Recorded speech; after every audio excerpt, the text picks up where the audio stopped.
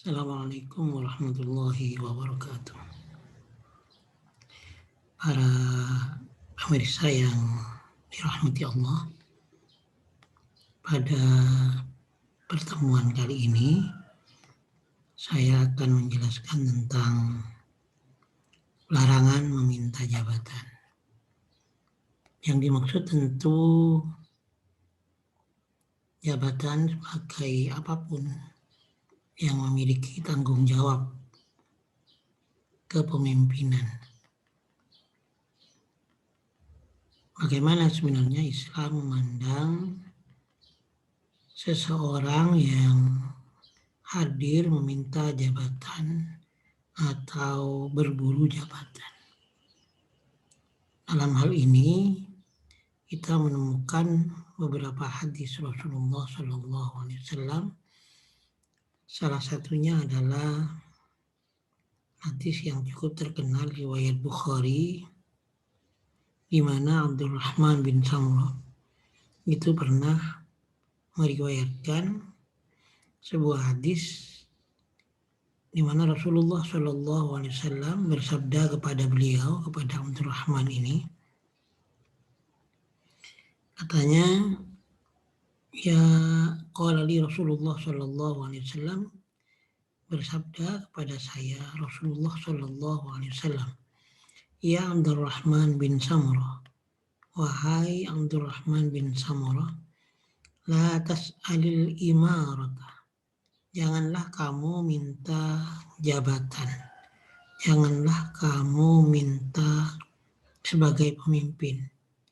Fa in uti taha, kalau kamu diberi, an mas'alatin, kalau kamu diberi jabatan itu karena kamu meminta, wukilta ilaiha, maka kamu akan ditelantarkan, tidak akan dibantu oleh Allah. Wukilta ilaiha, maka kamu akan ditelantarkan, diserai begitu saja jabatan itu. Wa in u'titaha an ghairi mas'alatin, dan jika kamu minta jabatan itu, diberi jabatan itu karena tidak meminta tapi memang diberi, u'inta 'alaiha, maka kamu akan dibantu, ditolong oleh Allah. Wa idza halafta 'ala yaminin, dan jika kamu melakukan suatu sumpah,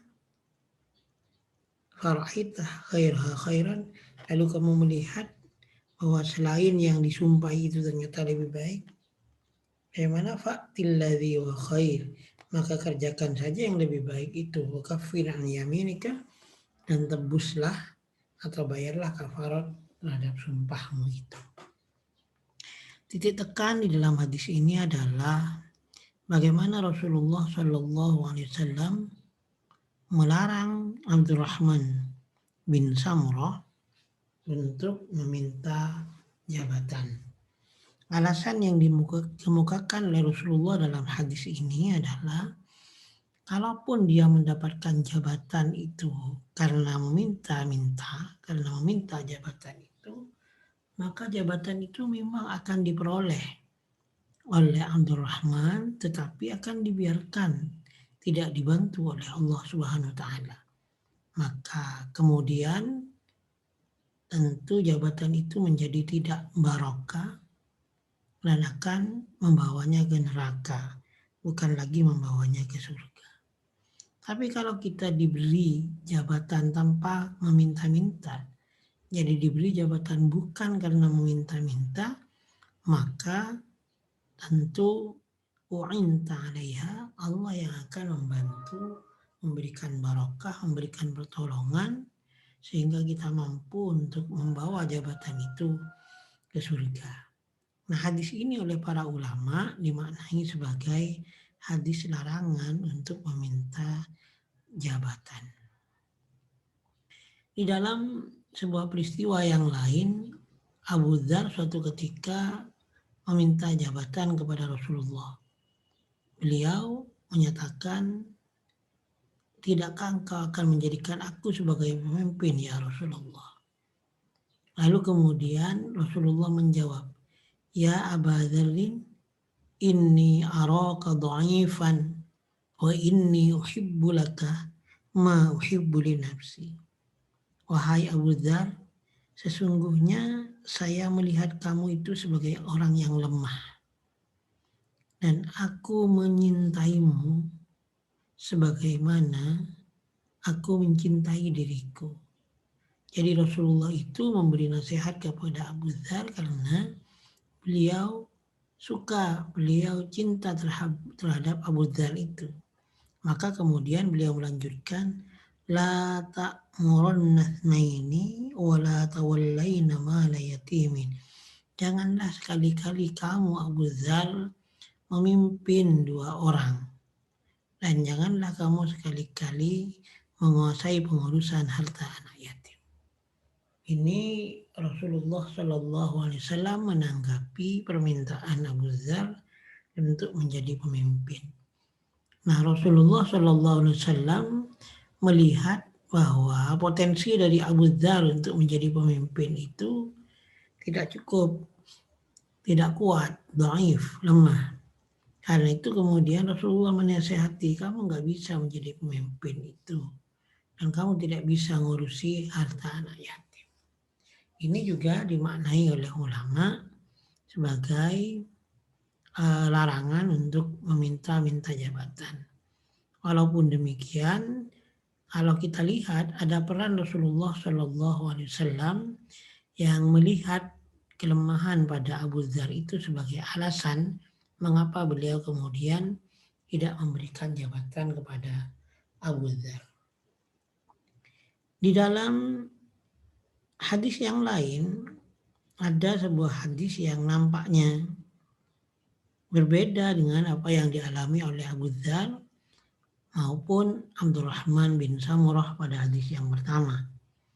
Di sini diriwayatkan bahwa Utsman bin Abil As itu pernah menyatakan kepada Rasulullah, ya Rasulullah, ij'alni imama qaumi.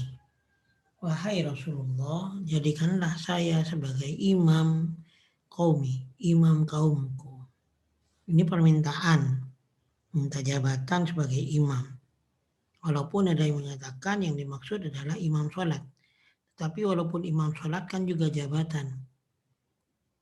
Nah, Utsman bin Abil As ini meminta kepada Rasulullah agar dijadikan imam. Jadikan pemimpin.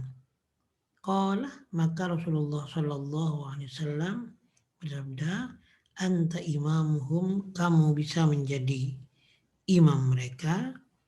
Waqtadi bi'ada'ifihim, dan perhatikanlah orang-orang yang paling lemah di antara mereka. Wattakhid mu'adzinan, dan jadikanlah atau angkatlah seorang muadzin la ya'khudhu ala adzanihi ajra, yang tidak diupah karena adanya. Pada intinya hadis yang ketiga ini menyatakan bahwa Utsman bin As yang meminta jabatan kepada Rasulullah itu tidak dilarang oleh Rasulullah, tetapi malah dikabulkan. Beliau diperintahkan untuk menjadi imam dari kaumnya. Nah, hadis yang ketiga ini jelas-jelas memperbolehkan seseorang mengajukan diri untuk menjadi pejabat, ya. Tetapi tentu kemudian ada seleksi, yaitu kalau di sini dari Rasulullah atau dari atasan, apakah dia layak atau tidak menjadi imam, menjadi pejabat itu. Sehingga yang seperti ini diperbolehkan.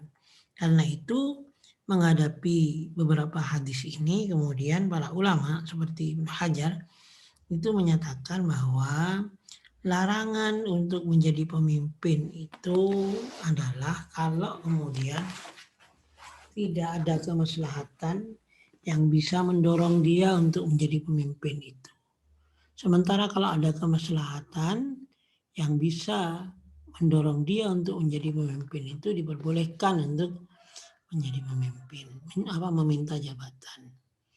Misal di sebuah daerah kemudian diketahui tidak ada yang kemudian mampu untuk mengemban sebuah jabatan.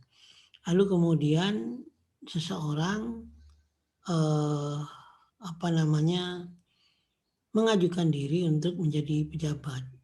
Begitu dilihat oleh atasannya ia layak untuk menjadi pejabat, maka kemudian dia dipersilahkan untuk menjadi pejabat itu. Nah, seperti ini tentu diperbolehkan.